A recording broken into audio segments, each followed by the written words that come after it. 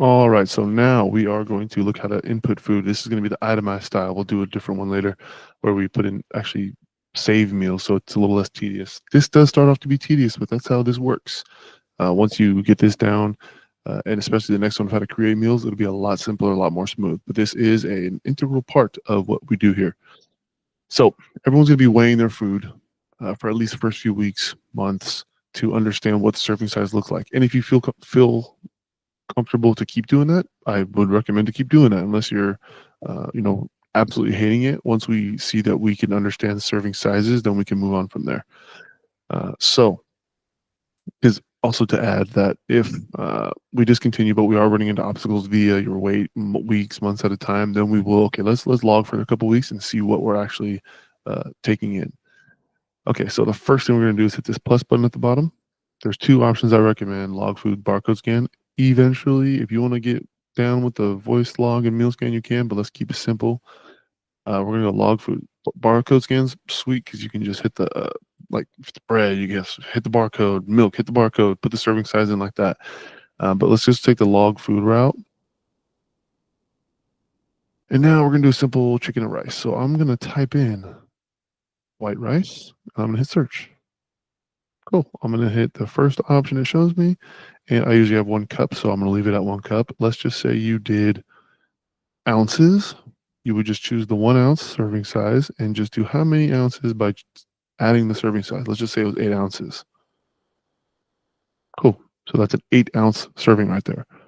And the second thing, the last thing you have to do until you can save it, you select which meal you're using it for. Let's just say it's dinner. And you'll go ahead and hit that check mark. Bam, white rice is logged. Okay, now I'm going to find chicken. So same thing, you can search it. Mine's going to be here because it's in the history. Right here, chicken breast cooked skinless. I'm going to just go ahead and add that. That's going to add to my dinner as you see up top. I'll X out of this. I'm going to go to my diary just to show you that it logged my dinner. Dinner 692, white rice cooked, chicken breast. I do not add in my greens. I don't think you need to either. You don't have to put every little thing in this app. That's what I don't want you to do, is over stress and think, oh, I have to put every little tiny thing. I have to put my 1 tablespoon of olive oil. If you're using olive oil, using any type of fats that you don't measure, I would just leave room in your caloric budget for it. That's how I do it. It's a lot less stressful.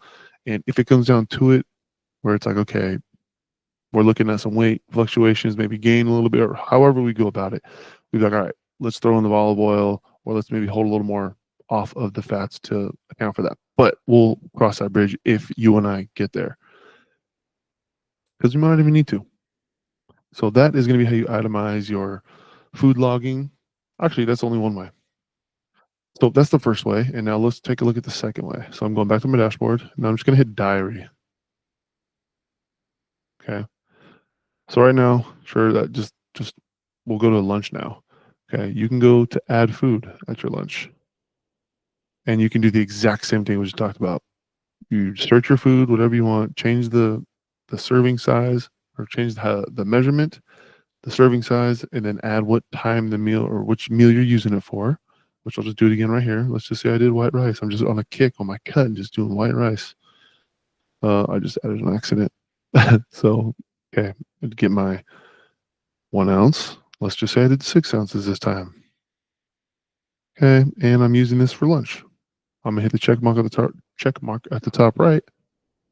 Bam, and it logs into my lunch. And the same thing here. So now I'm in lunch. So now whatever I add from here, let's just say I did 7.4 ounces of turkey right here that I see. Bam. I'm gonna go back. Now my lunch is added. Got a bunch of rice in there. I'm gonna take one of them out.